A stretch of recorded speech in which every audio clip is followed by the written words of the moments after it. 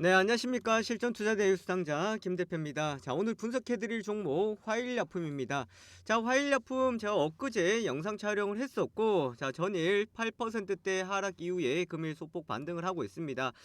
제가 영상 촬영을 하고 난 뒤에 이제 말씀드렸던 것이 뭐였냐면은 화일약품이 사실 죽을 거였으면 밑으로 죽었다. 그렇기 때문에 지금 화일약품 같은 경우에는 이전의 패턴과 똑같이 아래로 쳐지는 것이 아니라 세력들이 누르기를 하고 있고, 이런 누르기 속에서 멈추고 난 뒤 추가적인 흐름이 나올 것이다 라고 말씀을 드렸습니다. 혹시나 어제 하락을 두고 또 걱정하셨던 분들이 계셨을 텐데, 지금 화일약품 같은 경우에는 절대로 그런 흐름으로 생각해서는 안 된다라는 것입니다. 자, 그렇다 그러면 앞으로 화일약품 방향성 우리가 어떻게 잡고 가야 되는지 제가 오늘 또 영상에서 말씀드리도록 하겠고요. 앞으로 화일약품의 이 내용들을 우리가 기억하신다 그러면 추가적인 흐름들을 충분히 기대를 해볼 수가 있겠습니다. 지금 뭐 사실 화일약품 같은 경우에는 대마초와 관련되어 있는 이슈라기보다가는 제약바이오 이슈가 크다라고 할 수 있겠고요. 특히나 제약바이오 중에서는 이제 항생제 관련되어 있는 이제 이슈가 크다라고 볼 수가 있겠습니다. 자, 유럽 전역에서 이제 항생제 품귀 현상이 나타나고 있다라는 건데, 거의 뭐 1개월 전에 나왔던 내용들이었죠. 그런데 제가 계속해서 이거를 우려먹는 것은 뭐냐면, 이게 바로 지금 제로라는 거예요. 제로로서 부각이 되고 있고, 이런 제로가 나오고 있다라는 것은 어떻게 우리가 생각을 해야 되냐면, 제로만 나오고 관련되는 종목이 움직임이 없다?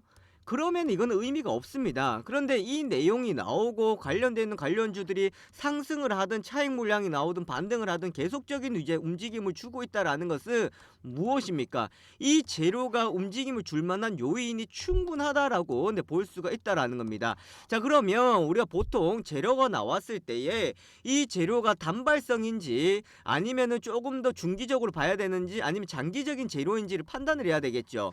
이 판단을 해서 이 종목의 움직임 우리가 생각을 하고 가셔야 되는데, 제가 화일약품이 가지고 있는 재료 같은 경우는 이거는 단발성을 끝나는 것이 아니라 지속적으로 나타난다라고 말씀을 드렸습니다. 자, 그렇게 말씀드렸던 이유 중에 뭐냐면, 제가 2023년 템버거 전략집에 이렇게 완성을 했는데, 자, 여기에 보시면은 이제 올해 같은 경우에 제약바이오가 시장에서 상당히 주목을 받을 가능성들이 크다라는 겁니다. 그래, 제약바이오 섹터가 올해 시장에서 움직임을 크게 줄 것이다. 그래서 정말 10배까지도 상승하는 종목들이 나올 가능성들이 크다라고 볼 수 있습니다.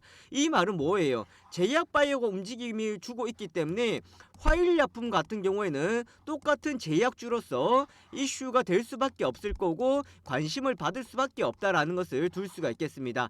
자, 거기다가 유럽의 항생제 품귀 현상이 그냥 일시적으로만 나타나는 것이 아니라 지금 중국에서의 확진자 수가 많이 늘어나고 있는 상황들이죠. 자, 중국의 확진자 수가 많이 늘어나면서 감기약 수요와 해열제 수요가 많이 늘어나고 있는 상황들이 있고요.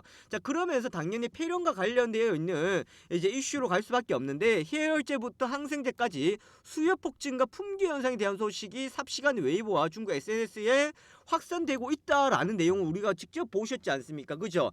자, 그럼 화일약품은 무엇과 관련되어 있냐? 저는 항생제와 관련되었다 이렇게 봐야 된다고 생각을 합니다. 그래서 항생제 같은 경우에는 코로나19와 그리고 환절기 감염과 맞물려서 확진자 수가 환자 수가 많이 늘어나면서 수요가 늘어날 수밖에 없다라는 게 되겠고요.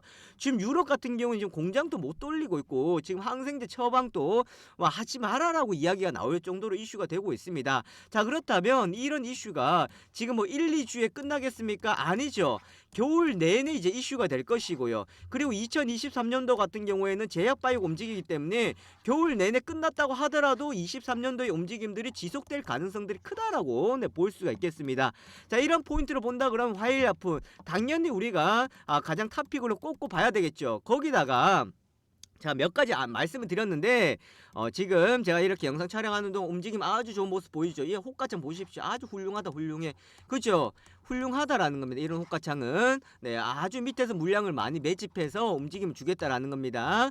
자, 우선은 화일약품 앞에 보시면 뭐가 많다 그랬습니까? 엄청난 매물대가 있다 그랬잖아요. 그죠? 이 엄청난 매물대가 있는데 어떻게 여기서 한 방에 뚫고 올라가겠습니까? 그렇게 못 올라간다. 그리고 화일약품 특징이 뭐다? 급등하고 난 뒤 항상 땅 파고 밑으로 밀리고 땅 치고 밑으로 밀리고 이렇게 밀려주는 흐름들이 나오다 보니까 얘네들이 가지고 있는 패턴이에요. 한 번에 치고 가지 못하고 올라갔다가 밀렸다가 가는 모습들이었는데 여기서 보면 고점이 계속해서 낮아졌습니다. 그죠? 그런데 지금은 대표님 여기서도 고점이 계속해서 낮아지는 것 아닐까요? 라고 우려해 볼 수가 있는데 자 여긴 보십시오. 거래량이 연속적으로 계속해서 늘어나고 있잖아요. 여기는 일시적인 거래량이 늘어나고 죽어버렸어. 일시적인 거래량이 늘어나고 죽어버렸어. 그런데 여기는 절대로 거래량이 죽지 않고 있습니다. 자 거래량이 죽지 않고 거래량이 골든크로스가 나왔다는 것은 앞에 매물대를 이제 소화를 시키고 가겠다라는 겁니다. 자 이런 소화시키고 가는 과정이다라고 보신다 그러면 지금 매물을 소화시키면서 물량을 매집하고 세력들의 누르기가 한참 나타나고 있는 구간이다라고 보시면 되겠고 내려올 때 2,700원 3,000원대 하고요. 상승할 때 이 자리하고는 완전히 다르다라고 보시면 되겠습니다. 이해되시겠습니까? 자 그렇기 때문에 지금 화일약품은 세력들의 물량을 누르게 하고 있고 비비는 구간으로서 아주 좋은 자리죠. 요 자리만 이제 회복이 되어진다 그러면 이제 앞으로 3,500원 그리고 전고점 때까지도 충분히 바라볼 수 있는 흐름이 나올 수 있다라는 것은 우리는 기억해 주셔야 되겠습니다. 무슨 말인지 아시겠죠? 그렇기 때문에 지금 화일약품 같은 경우에는 크게 걱정하거나 우려할 필요가 전혀 없다라는 것을 제가 아까 전에 뉴스 내용들 그리고 재료 내용들 말씀드렸고 지금 차트적인 부분들도 설명드렸던 것이었기 때문에 이 부분만 생각하고 가신다 그러면 절대로 우리가 어렵게 생각할 필요는 없다라는 것을 보실 수가 있겠습니다. 자 이렇게 화일약품 보시면 되겠고요. 지금 같은 경우 그러면 어떻게 우리가 접근 포인트를 잡고 가냐면 음봉이 때렸죠. 장대 음봉이잖아요. 그죠? 그러면 이거를 어떻게 해석을 하냐면 장대 음봉이에요.